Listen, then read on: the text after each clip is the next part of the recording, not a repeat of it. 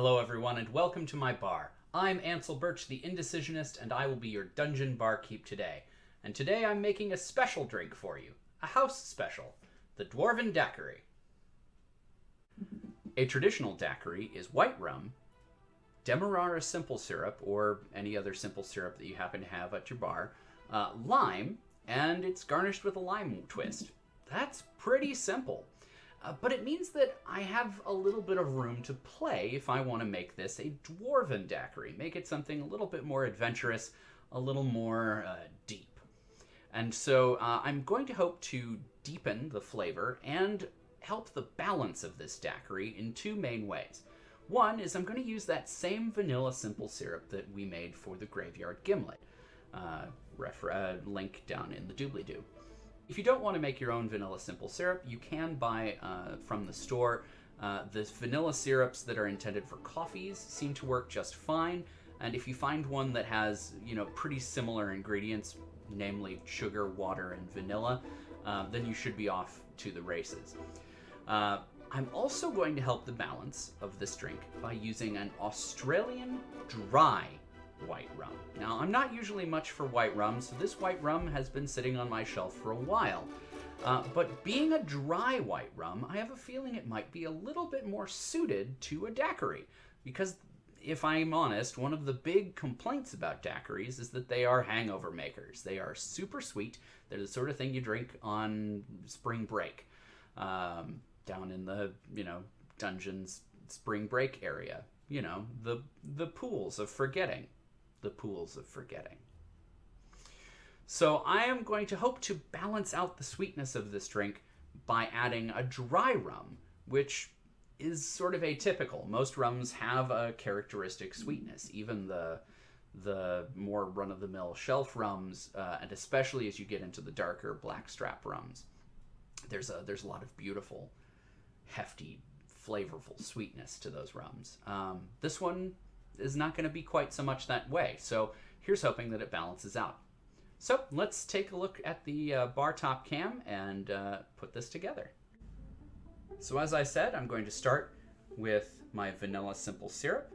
I'm going to add a dry Australian white rum. I'm showing you the label just because it's the only one I know of, and frankly, they're not paying me, but I think they make a decent product. And then I'm going to get the zest off of this lime and then juice the entire lime. These limes, these round ones that I've been getting, have about 1 ounce of juice in them, which is going to be perfect for what we need here. If you're doing it from a bottle, measure out 1 ounce, but I encourage you not to do that. This is just going to be more delicious. There are a lot of oils in the rind, in the zest, that will be expressed as you squeeze this out, especially if you squeeze it by hand. That will give it a little extra zip, a little extra panache. So I highly encourage you to use a fresh lime, and if you've got bigger limes than me, go ahead and measure it. It won't do you any harm to measure out the lime juice coming out of your lime. So the first thing we need to do is zest our lime. So I'm going to do big hipster zesting. Why do I call it that? Because apparently this is the popular way to do it now, and lots of hipster mixologists are proponents of these big fat slices of rind. So that's, I don't know. I make that assumption, or that association. You don't have to, certainly. All right.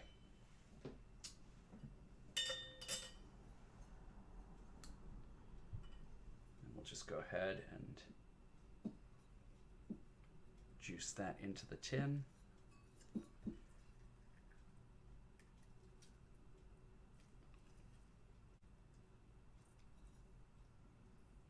All that deliciousness out of there.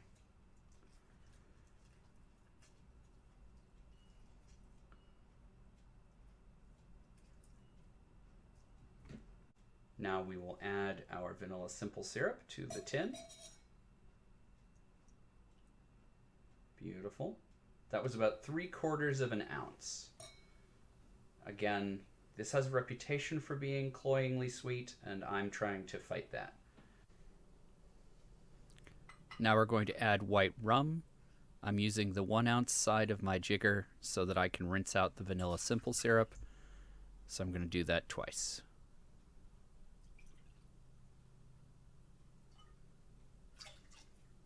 And 2.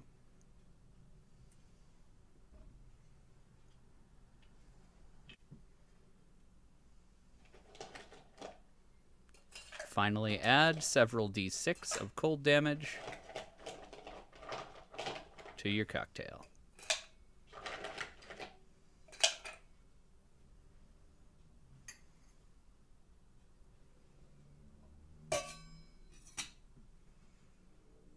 And shake.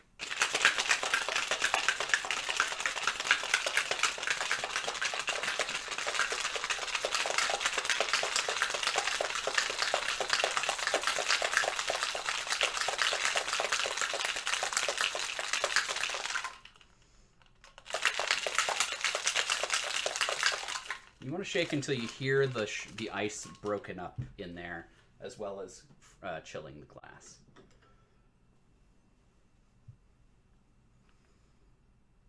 And I'll pop the top.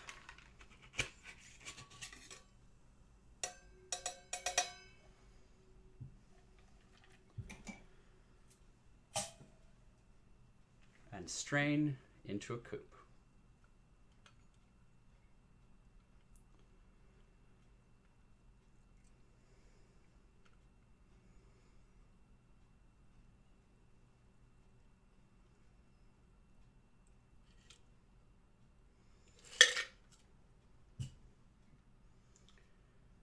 Garnish with lime. I'm going to express some of the oils out of that lime zest. Run it around the rim a little bit.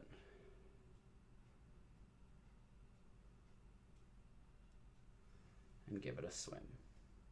And there we are. Draft 1 of the Dwarven Daquiri.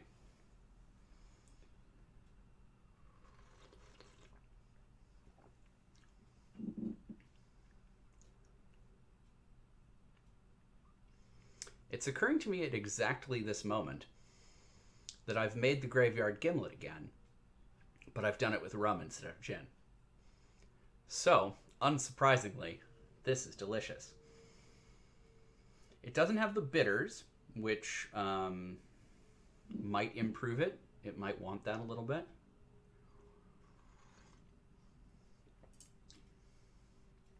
But gosh, that's smooth. Delicious, it's crisp, it's fruity, it's vanilla-y. Yeah, this is good. This is the sort of drink that you would serve in a dwarven stronghold that defies convention. The sort of dwarven stronghold where they don't serve impossibly strong ales that are intended to be quaffed as quickly as possible. No, no. Dwarves aren't really a rum people, are they?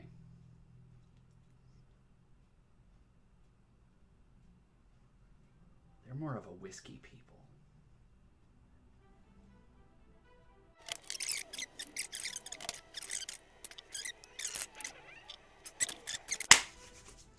Adventurous drinkers, I have it. Here in my hands, the Dwarven Daquiri. The Daquiri of the Dwarven gods. Pick one, your choice. This drink ended up being dry white rum, Canadian whiskey, lime juice, and vanilla simple syrup, served in a coupe with a twist of lime. I hope you enjoy it, and I hope you'll join me again. Please subscribe to the channel if you haven't already. Like and comment on this video. It helps me a lot as a new YouTuber. And tell your friends. I'm working my way up to 500 subscribers when I will add Malort to my rail, which means that it can be added to all of my randomized cocktails on Wednesday evenings, as well as these special drinks. I am on a mission to try and find the cocktail that Malort goes well in. I think I'm gonna make it. So, 500 subscribers is when we'll add Malort to the Rails, so tell your friends. Hopefully we'll all get there together. In the meantime, thank you all so much for joining me, and have a great rest of your day. Drink adventurously.